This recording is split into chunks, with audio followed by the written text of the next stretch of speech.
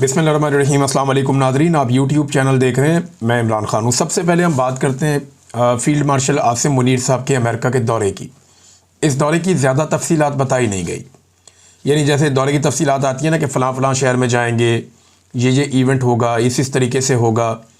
इस बारे में ज़्यादा चीज़ें आपको मीडिया पर मिलेंगी नहीं, और तफसीलात को तकरीबन खुफिया रखा गया। ये तो पता था कि वो अमेरिका के दौरे पर जा रहे हैं, लेकिन ज़्यादा चीज़ें नहीं पता थी कि उसकी तफसीलात क्या हैं। आप कुछ तफसीलात आई हैं मेरे पास, मेरे अपने सोर्सेज से, वो मैं आपके साथ शेयर करता हूँ। उनकी तस्दीक भी हो जाएगी आने वाले दिनों में। एक तो आसिम मुनीर साहब का जो दौरा है ये अमेरिका का, और उसके बाद यूरोप में ब्रसल्स में गालिबन उन्होंने जाना है। अच्छा, इस दौरे में ज़्यादा चीज़ें पब्लिक नहीं की गई, और उसकी जो बड़ी वजह मुझे पता चली है वो ये है कि ओवरसीज़ पाकिस्तानियों के एक एहतजाज का खौफ है, क्योंकि ओवरसीज़ पाकिस्तानी पाकिस्तान के मसाइल के लिए पाकिस्तान की मिलिट्री एस्टेब्लिशमेंट को ज़िम्मेदार समझते हैं, और वो इमरान खान साहब को एक निजात दहिंदा के तौर पे देखते हैं। और इमरान खान साहब रोज़ाना की बुनियाद पे जब भी उन्हें मौका मिलता है तो वो आसिम मुनीर साहब के किरदार के ऊपर तनकीद करते हैं, और इस वजह से ओवरसीज़ पाकिस्तानी आसिम मुनीर साहब के ख़िलाफ़ एहतजाज करते हैं। जब वो लंदन गए तो वहाँ पर भी ओवरसीज़ पाकिस्तानियों ने एहतजाज किया। जब वो अमेरिका गए इससे पहले तो वहाँ पर भी ओवरसीज़ पाकिस्तानियों ने एहतजाज किया, और इस मरतबा भी ओवरसीज़ पाकिस्तानियों की एहतजाज की वीडियोस सामने आ रही हैं कि जहाँ पे ठहरे हैं आर्मी चीफ, वहाँ पे ओवरसीज़ पाकिस्तानियों ने एहतजाज किया है। अच्छा, कुछ तफसीलात और हैं, मैं आपको बताता हूँ। एक तो प्रोग्राम कैंसिल कर दिया, और वो प्रोग्राम कैंसिल होने की वजह भी ओवरसीज़ पाकिस्तानी बने। जबकि 8 तारीख को गालिबन, मुझे तारीख में कंफर्म नहीं है, लेकिन ये 8 तारीख है जो मुझे पता चला है, ये कन्फर्मेशन भी आ जाएगी। 3 नहायत अहम लोगों ने फील्ड मार्शल हाफिज़ आसिम मुनीर साहब से मुलाकात से माजरत कर ली।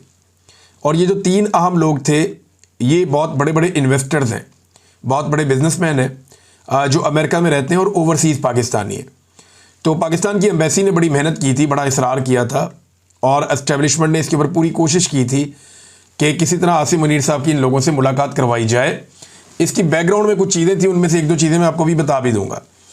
तो मुलाकात करने की कोशिश की, लेकिन उनमें जो 3 अहम तरीन लोग थे उन्होंने इन मुलाकातों से माजरत कर ली। उनमें से 2 लोगों ने जो बहाना बनाया वो ये है कि हम इस तारीख को कहीं सफ़र पर जा रहे हैं, हम ट्रैवल कर रहे हैं, तो इसकी वजह से हम आर्मी चीफ से मुलाकात नहीं कर पाएंगे।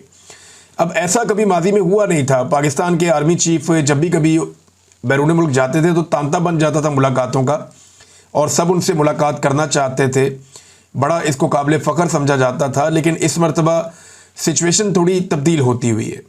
अब ये बड़े बड़े इन्वेस्टर्स हैं, और कोशिश ये है पाकिस्तान की कि इन्वेस्टमेंट पाकिस्तान में लाई जाए, और यही आसिम मुनीर साहब का एक प्रोजेक्ट भी है SIFC, उसके ज़रिए भी वो कोशिश करते हैं कि इन्वेस्टमेंट पाकिस्तान में आए। तो शायद ये इसी सिलसिले में मुलाकातें थीं, लेकिन उन्होंने मुलाकात से माजरत कर ली।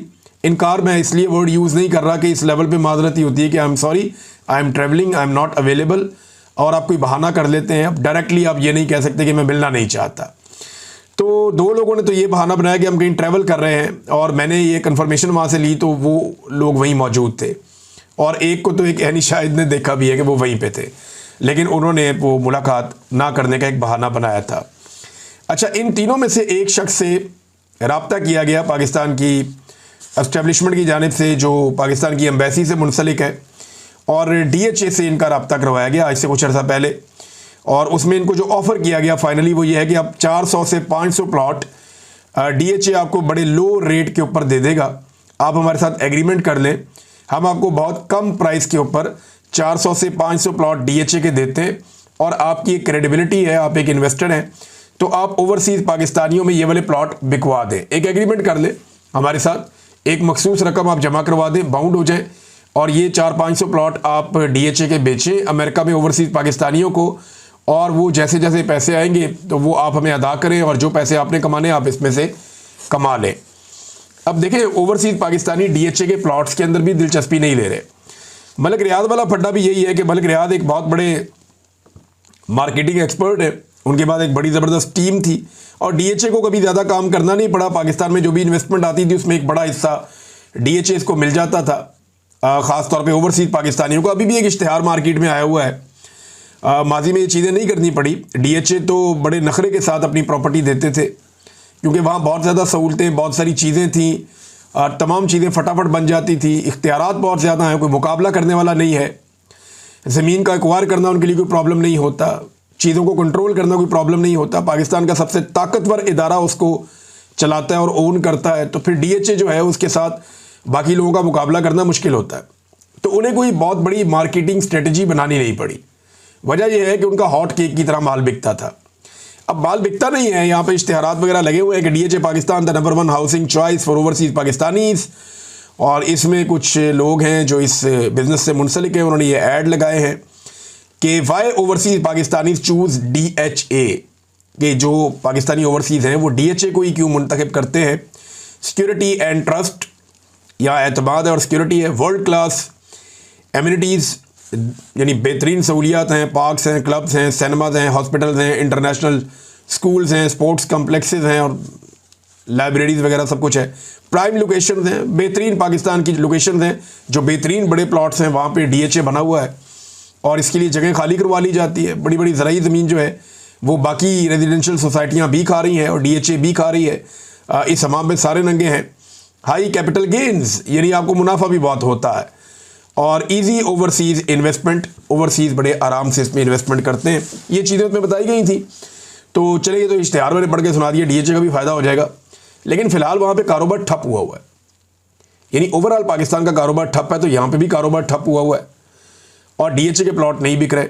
मुझे 2022 में रिजीम चेंज ऑपरेशन के बाद मेरे एक दोस्त हैं जो डीएचए लाहौर में काम करते थे, डीएचए के ऑफिस में। उन्होंने कहा, इमरान साहब सुबह से लेकर शाम तक हमें टाइम ही नहीं मिलता था, इतनी फाइलें ट्रांसफ़र होती थी। डीएचए में इतना ज़्यादा खरीदो फरोख्त का कारोबार था कि हम लोग बहुत बिजी रहते थे। हमारा पूरा जो एक शोबा है जो इस ट्रांसफ़र के मामला को देखता है, वो सर खुजाने का टाइम नहीं होता था। तो सुबह से लेकर अब 2 बजे का टाइम हो गया, सिर्फ एक हमने ट्रांसफ़र किया है। ये उन्होंने मुझे बताया 2022 में। ये बहुत बड़ा धचका है, क्योंकि जब भी एक प्लॉट ट्रांसफ़र होता है तो एक अच्छी खासी रकम जो है वो अथॉरिटी को भी मिलती है, लेकिन वो सिलसिला रुका हुआ था। तो अब ये 500 प्लॉट ऑफ़र किए गए थे, 400 से 500 के आप ये ले लें, लेकिन वो ओवरसीज़ पाकिस्तानी ने ये कहा जी कि आप, मैं माजरत चाहता हूँ, अभी मैं इस पर काम नहीं कर सकता। अब ये तो सिचुएशन मैंने आपको बताई कि चीज़ें जो हैं वो नाकामी की तरफ जा रही हैं। मैं आगे चल के आपको बताता हूँ कि नाकामी क्या है, उसके लिए ज़िम्मेदार कौन है। लेकिन जो बड़ा फड्डा पड़ा हुआ है वो है मामला आसिफ मुनीर साहब की एक्सटेंशन का वक्त करीब आते आते एक टेंशन का माहौल पाकिस्तान में बन गया है। आप देखें ना, PMLN के ऊपर, या जो एस्टेब्लिशमेंट की चहीती पॉलिटिकल पार्टी जिसको 17 नशिस्तों से उठाकर 2/3 अक्सरियत दिलवाई गई है, अचानक से उसके और उसके कीमती ब्यूरोक्रेट्स के ऊपर करप्शन के मामला आ रहे हैं, ख़बरें निकाली जा रही हैं। सबसे पहले मरीम नवाज़ की खबर निकलती है कि 10 खरब की एक बेज़ाब्तगियाँ और बेकायदगियाँ हैं, यहाँ पे ये खांचा खुल जाता है। उसके बाद पता चलता है जी कि जो सुथरा पंजाब है उसके अंदर अरबों रुपए जो है वो कहाँ गए, किसी को कुछ पता ही नहीं है, उसका एहतसाब होना चाहिए। अब तक के लिए इतना ही। अपना ख्याल रखिएगा, अपने इस चैनल का भी लाभ।